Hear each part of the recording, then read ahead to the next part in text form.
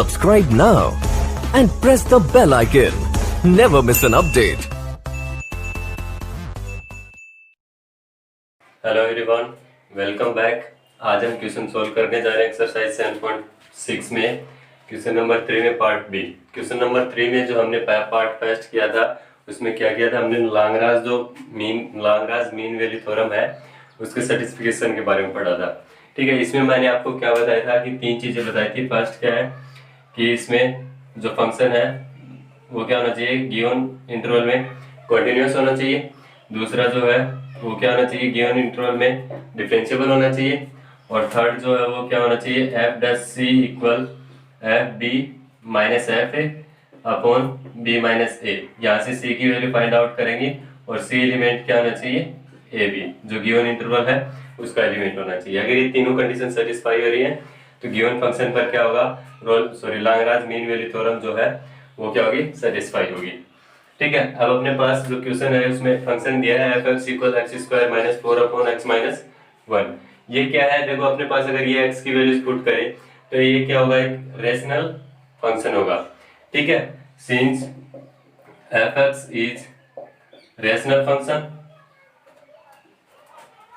ठीक है, और रेशनल फंक्शंस क्या होते हैं, हमेशा कंटिन्यूअस होते हैं। ठीक है, लेकिन इसमें एक कंडीशन होती है, कंटिन्यूअस कब होते हैं, अगर उनके डिनोमिनेटर की वैल्यू, ठीक है, डिनोमिनेटर की वैल्यू 0 नहीं हो। ठीक है, F X is rational number, rational functions are always continuous on condition its denominator is not 0। ठीक है, डिनोमिनेटर 0 के इक्वल नहीं होना चाहिए। रेशनल को हम क्या लिखते हैं, रेशनल नंबर को पी अपॉन क्यू लिखते हैं ना, और उसमें क्या होता है, क्यू नॉट इक्वल 0 होता है। ठीक है, क्यू नॉट इक्वल 0 होता है तब जाके वो क्या होती है, एक रेशनल नंबर होती है। इसी तरीके रेशनल फंक्शन भी क्या होगा, इसका डिनोमिनेटर जो है वो 0 के इक्वल नहीं होना चाहिए। लेकिन यहाँ पे देखो एक्स एलिमेंट क्या है, 0 to 2।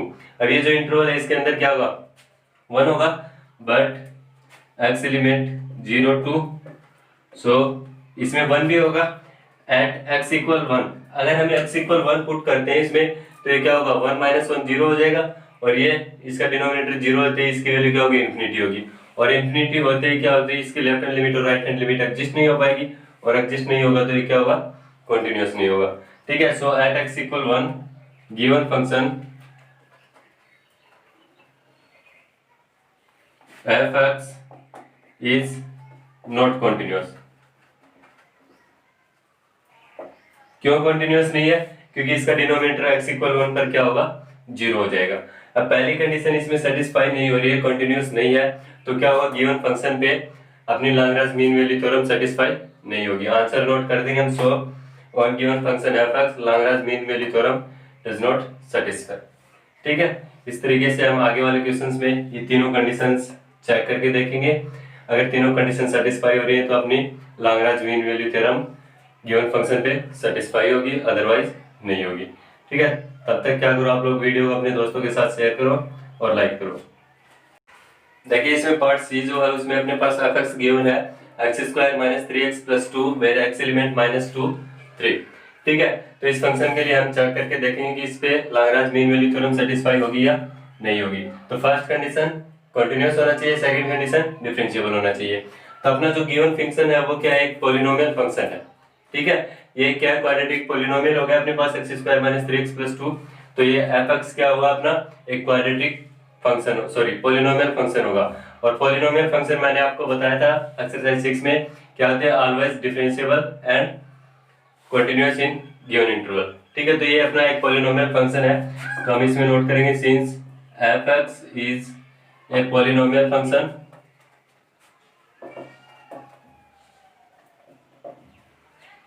so it is differentiable and continuous in given interval ठीक है, ये क्या हो गया, डिफरेंशिएबल और कॉन्टिन्यूअस होगा। फर्स्ट और सेकंड कंडीशन अपनी क्या हो गई, सेटिस्फाई होगी। अब हमें क्या करना है, एफ डैश सी इक्वल क्या करना है, F dash C find out करना है। तो उससे पहले हम क्या करेंगे, F dash X find out करेंगे। एफ डैश एक्स क्या होगा, इसका डिफरेंशिएशन करेंगे तो 2x minus 3 and F dash C क्या होगा फिर 2c माइनस 3। अब मैंने आपको एक कंडीशन लिखवाई थी, since F dash C equal क्या होगा, F B minus F A upon B minus A. F B कैसे निकालेंगे, एक्स के रिप्लेस पे बी पुट कर देंगे, और एफ ए कैसे निकालेंगे, एक्स के रिप्लेस पे ए पुट कर देंगे। तो यहाँ पर बी क्या है 3 है और ए क्या है -2। तो चलो एफ बी और एफ ए की वैल्यू फाइंड आउट करते हैं। पहले एफ ए की वैल्यू होगी एफ -2, एक्स के रिप्लेस पे -2 पुट करेंगे तो -2 स्क्वायर -3 इंटू -2 प्लस 2, तो ये होगा 4 प्लस 6 प्लस 2 कितना हो जाएगा 12। एफ -2 इक्वल हो जाएगा 12। अब एफ बी मतलब F3 फाइंड आउट करेंगे तो क्या होगा 3 स्क्वायर -3 इंटू 3 और प्लस 2, 3 स्क्वायर 9 और -9 कैंसिल हो जाएगा, कितना हो जाएगा 2। F3 की वैल्यू कितनी होगी 2 और F -2 की वैल्यू कितनी होगी 12 होगी। अब इसमें वैल्यूज पुट करेंगे तो F डैश सी कितना अपने पास 2c -3 इक्वल एफ बी कितना अपना 2, फिर होगा माइनस में एफ ए की वैल्यू कितनी है अपने पास 12, तो -12 अपॉन बी माइनस ए, तो ये क्या होगा 3 -2, तो ये होगा 2c -3 इक्वल यहाँ पे -10 होगा और नीचे कितना हो जाएगा 3 + 2 5 और 5 से डिवाइड करेंगे तो कितना हो जाएगा -2, 2c -3 इक्वल -2 और यहाँ से हम c की वैल्यू फाइंड आउट करेंगे तो 2c इक्वल कितना होगा, ये उस साइड जाएगा प्लस में, तो -2 + 3 इक्वल 1 हो जाएगा और c की वैल्यू कितनी होगी फिर 1/2। c की वैल्यू अपने पास 1/2 हो गई। अब ये क्या अपने गिवन इंटरवल के बीच में लाई कर रहा है, तो -2 to 3 जाएंगे तो इसके बीच में क्या हुआ, हाफ हो जाएगा। सो c equal 1/2 which is element -2 3। Third condition भी क्या होगी अपनी सेटिस्फाई होगी, इसका मतलब इस पे क्या होगी अपने Lagrange mean value theorem satisfy होगी। आंसर लिखेंगे so on the given function f(x) Lagrange mean value theorem is satisfied. ठीक है, इस तरीके से हम आगे वाला क्वेश्चन सोल्व करेंगे। देखिए इसमें अपने पास फोर्थ जो पार्ट है उसमें फंक्शन गिवन है f(x) = 1/4x - 1 where x element 1 to 4।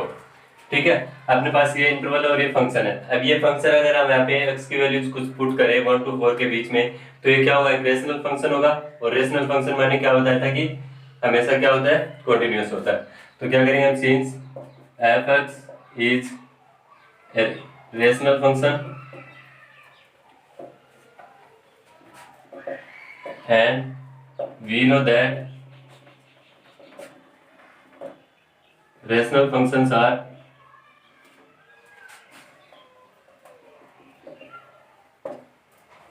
continuous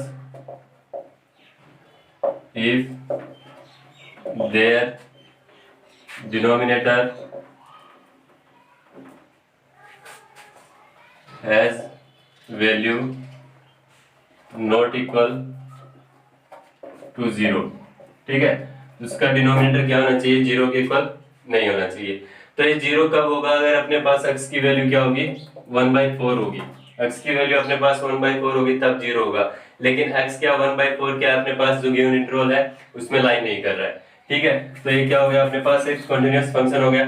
so given function is continuous in interval 1 to 4 के बीच में क्या होगा, एक कंटीन्यूअस होगा। अब हम क्या करेंगे, डिफरेंशिएबिलिटी चेक करेंगे। तो डिफरेंशिएबिलिटी लेफ्ट हैंड डेरिवेटिव और right hand derivative find out करके कर सकते हो, लेकिन इसमें अपने पास कंडीशंस नहीं है, इंटरवल अकेला गिवन है। तो इसमें हम क्या कर देंगे, इसका डिफरेंशिएशन करके चेक करेंगे। तो f(x) इक्वल क्या अपने पास 1/4x - 1 है। ठीक है, इसका डिफरेंशिएशन करेंगे, differentiate with respect to x क्या होगा, f'(x) इक्वल 1/x का डिफरेंशिएशन मैंने क्या बताया था आपको, -1/x²।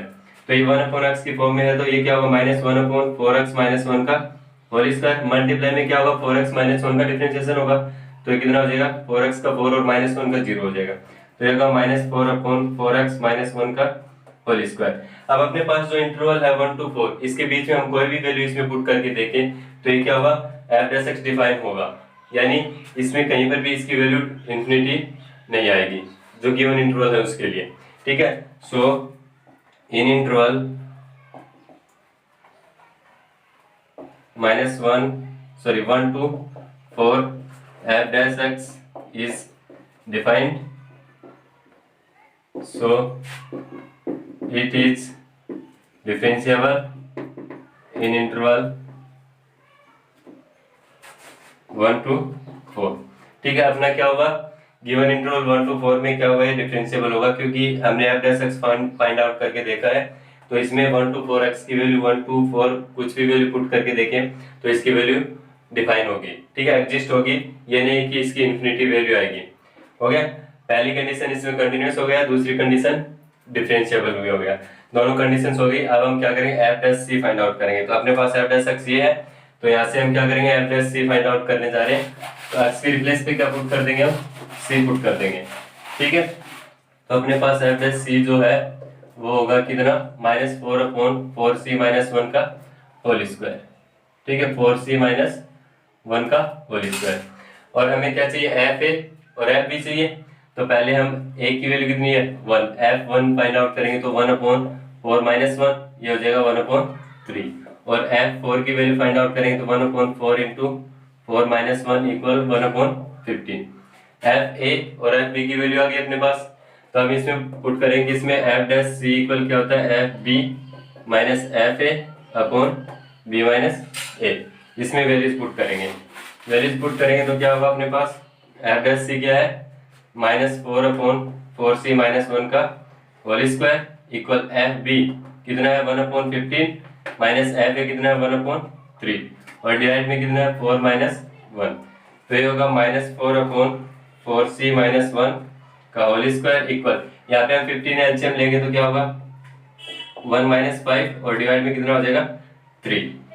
ठीक है, अब इसको सोल्व करेंगे तो ऊपर कितना हो जाएगा -4 और नीचे 15 मल्टीप्लाई होगा तो कितना हो जाएगा 45। आगे हम इसको सोल्व करेंगे तो होगा ये अपने पास -4/4c-1 का होल स्क्वायर इक्वल -4/45। अब 4 से 4 कैंसिल हो जाएगा यहाँ पे। ठीक है, 4 से 4 कैंसिल हो जाएगा। आगे सोल्व करेंगे तो इसको क्रॉस मल्टीप्लाई करेंगे तो क्या होगा 4c-1 का होल स्क्वायर इक्वल 45 और इसका स्क्वायर रूट लेंगे तो स्क्वायर कैंसिल हो जाएगा, इस तरफ स्क्वायर रूट आ जाएगा तो रहेगा स्क्वायर रूट 45। और 45 को हम क्या लिख सकते हैं, 3√5। अब यहाँ से हम c की वैल्यू फाइंड आउट करेंगे तो क्या होगा 3√5 + 1 और c इक्वल होगा 3√5 + 1/4। ओके,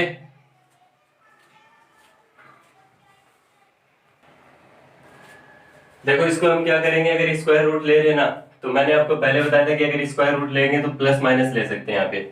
ठीक है, प्लस माइनस ले सकते हैं। तो एक बार क्या करेंगे, हम यहाँ पे प्लस साइन लेंगे, यानी इसको हम नोट करें तो ये क्या होगा 1 उस साइड होगा प्लस में, तो 1 + -3√5 और c की वैल्यू कितनी हो जाएगी 1 + -3√5 और डिवाइड बाय 4। अब देखो अगर यहाँ पे माइनस साइन लें, नेगेटिव साइन लेंगे तो क्या होगा अपने पास, c होगा 1 - 3√5 डिवाइड बाय 4। अब देखो 3√5 की वैल्यू क्या होगी 1 से ज्यादा होगी, इसका मतलब ये क्या होगा नेगेटिव आएगी। c की वैल्यू नेगेटिव आएगी तो क्या होगा अपने पास जो इंटरवल है 1 to 4 वो एलिमेंट नहीं होगा। तो यहाँ पे क्या होगा not element 1 to 4 negative sign पे। ठीक है, अगर पॉजिटिव साइन लेते हैं तो क्या होगा 1 + -3√5 डिवाइड बाय 4, सॉरी प्लस। ठीक है, अब ये 3 को √5 से मल्टीप्लाई करें तो लगभग 3 पॉइंट कुछ आएगा और 3 पॉइंट कुछ को समथिंग को 1 से 1 ऐड करेंगे तो 4 पॉइंट समथिंग आएगा और 4 पॉइंट समथिंग को सपोज करो 4.54 ही आ गया, इसको 4 से डिवाइड करेंगे तो 1 पॉइंट कुछ होगा। जो 1 पॉइंट कुछ है इसका मतलब 1 to 4 के बीच में लाई करेगा, 1 to 4 के बीच में लाई करेगा। तो इसको हम क्या कर सकते हैं, c equal 1 + 3√5/4 which is element 1 to 4। c क्या होगा इसके लिए, तो क्या होगी ये जो वैल्यू लेंगे हम c, इसके लिए तो Lagrange mean value theorem satisfy नहीं करेगी, लेकिन c की वैल्यू अगर हम ये वाली लेते हैं तो क्या होगी इसके लिए Lagrange mean value theorem satisfy होगी। इस तरीके से हमने इसमें लाग्रांज मीन वैल्यू थ्योरम में 3 कंडीशंस है और रोलेस मीन वैल्यू थ्योरम के अंदर 4 कंडीशंस है। ठीक है, ये अपनी एक्सरसाइज कंप्लीट हो गई है। आगे अपनी मिसलिनियस एक्सरसाइज बचती है, वो हम अगले वीडियो में सोल्व करेंगे। तब तक के लिए थैंक यू।